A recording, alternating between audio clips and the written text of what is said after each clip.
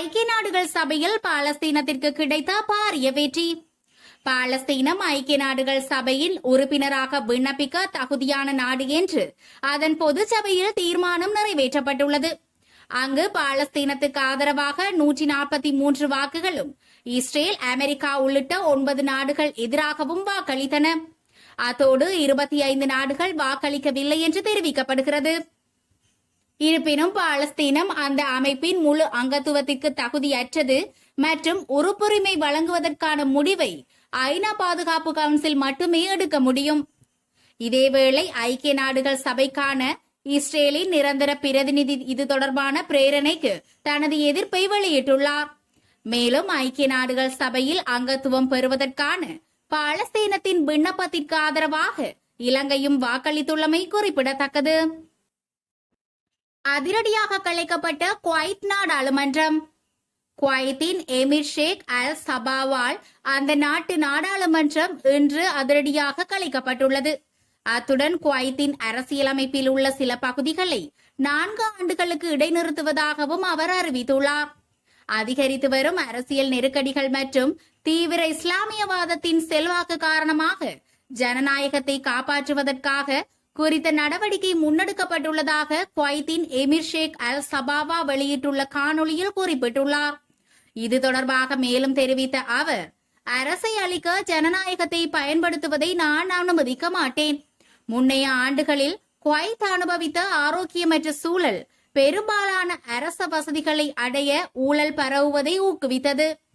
துரதிருஷ்டவசமாக அது பாதுகாப்பு மற்றும் பொருளாதார நிறுவனங்களை அடைந்தது. இது நீதி அமைப்பை கூட பாதித்துள்ளது. இது மக்களின் உரிமைகள் மற்றும் சுதந்திரத்தின் சரணாலயமாகும். எந்த உரிமையுமின்றி மக்கள் பணத்தை ஊழல் செய்தவர்கள் எந்த நிலையில் இருந்தாலும் தக்க தண்டனை வழங்கப்படும் என அவர் தெரிவித்துள்ளார். சீனாவின் புதிய பிரம்மாண்ட போர்க்கப்பல் கடும் நெருக்கடியில் இந்திய கடற்படை. சீனா அண்மையில் தயாரித்து அறிமுகம் செய்த பிரம்மாண்ட விமானம் தாங்கி போர்க்கப்பலால் இந்தியா கடும் நெருக்கடியை சந்தித்துள்ளதாக தகவல்கள் வெளியாகியுள்ளன. ஃபியூஜியன் என பெயரிடப்பட்டுள்ள 80,000 தொன் எடையுள்ள இந்த பிரம்மாண்ட விமானம் தாங்கி போர்க்கப்பலை சீனா உள்நாட்டில் தயாரித்து அண்மையில் அறிமுகம் செய்துள்ளது. இது விரைவில் சீன கடற்படையில் இணைக்கப்பட உள்ளதாக அறிவிக்கப்பட்ட நிலையில் அதிநவீன தொழில்நுட்பத்தில் இந்த கப்பலை சீனா தயாரித்துள்ளதால் சீன கடற்படைக்கு இந்த கப்பலின் வரவு முக்கிய மைல்கல்லாக இருக்கும் எனவும் கூறப்படுகிறது. ஃபியூஜியன் கப்பல் சீன கடற்படையில் இணைந்ததன் பின்னர் இந்திய பசிபிக் கடல் பகுதியில் சீனாவின் பலம் மேலும் அதிகரிக்கும் என எதிர்பார்க்கப்படுகிறது. இதனால் இதுபோல பல விமானம் தாங்கி போர்க்கப்பல்களை உருவாக்கும் முயற்சியில் சீனா ஈடுபட்டுள்ளது. இதன்போது 3 விமானம் தாங்கி போர்க்கப்பல்களை சீனா வைத்துள்ள நிலையில் அதன் பலம் மேலும் அதிகரித்து வருவது இந்திய கடற்படைக்கு நெருக்கடியை ஏற்படுத்தியுள்ளது. இந்திய கடற்படையில் தற்போது INS விக்ரமாத்யா மற்றும் INS விக்ராந்த் ஆகிய 2 விமானம் தாங்கி போர்க்கப்பல்கள் மட்டுமே உள்ளன. இதனால் இந்திய கடற்படைக்கு மிக பிரம்மாண்டமான விமானம் தாங்கி போர்க்கப்பல் தேவை. சீனாவின் ஃபியூஜியன் போர்க்கப்பலை தயாரிக்க 56,000 கோடி ரூபாய் செலவாகும்.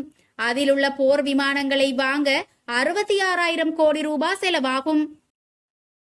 பலஸ்தீனத்தின் ஐக்கிய நாடுகள் உறுப்புரிமைக்கு ஆதரவாக வாக்களித்த இலங்கை. ஐக்கிய நாடுகள் சபையில் அங்கத்துவம் பெறுவதற்கான பலஸ்தீனத்தின் விண்ணப்பத்திற்கு ஆதரவாக இலங்கை வாக்களித்துள்ளது.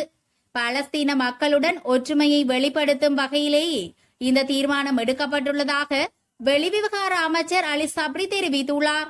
குறித்த தகவலை அவர் தனது எக்ஸ் தள பதிவொன்றின் மூலம் குறிப்பிட்டார்.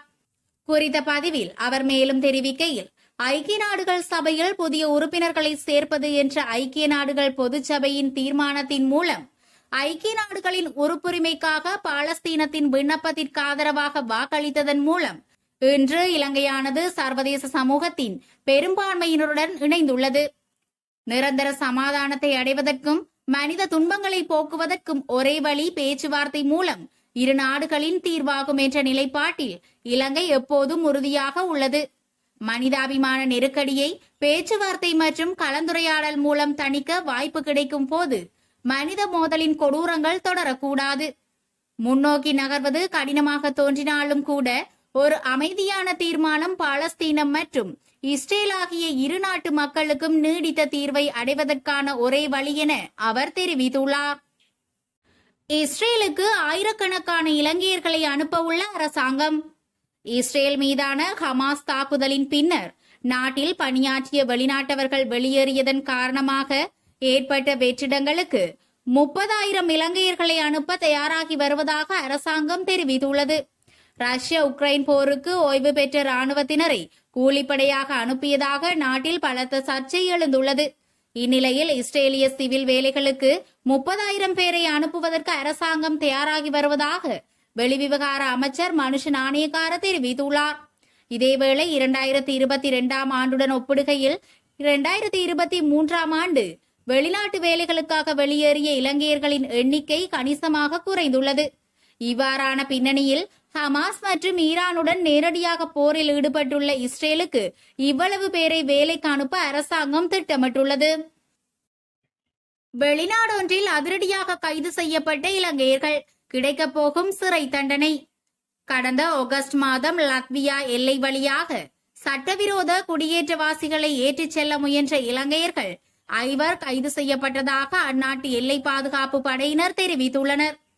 சட்டவிரோத குடியேற்றவாசிகளை ஏற்றிச் செல்லும் வாகனங்களில் ஒன்றின் முன்பக்கத்திலும் சாரதி ஆசனத்திலும் இருந்த 2 இலங்கையர்களுக்கு செல்லுபடியாகும் லத்விய வதிவிட விசா இருந்ததாகவும் பின்னால் இருந்த ஆசிய வம்சாவளியைச் சேர்ந்த 6 பேரிடம் சரியான ஆவணங்கள் இல்லை என்றும் எல்லை காவலர்கள் தெரிவித்தனர். இந்த குழுவுடன் சட்டவிரோதமாக எல்லைக்குள் பிரவேசித்தவர்களுக்கு உதவியாக வந்த மற்றொரு வாகனத்தில் இருந்து 3 இலங்கையர்களும் கைது செய்யப்பட்டதாக எல்லை பாதுகாப்பு படையினர் தெரிவித்தனர். லத்வியாவிற்கு சட்டவிரோதமாக குடியேறியவர்களை அழைத்து வர முயற்சித்த குற்றத்துடன் தொடர்புடைய குற்றச்சாட்டுகள் இந்த 5 இலங்கையர்களுக்கு எதிராக தாக்கல் செய்யப்பட்டுள்ளதாகவும் குற்றம் நிரூபிக்கப்பட்டால் 5 இலங்கையர்களுக்கும் 2 முதல் 8 ஆண்டுகள் வரையிலான சிறை தண்டனை விதிக்கப்படலாம் எனவும் காவலர்கள் தெரிவித்தனர்.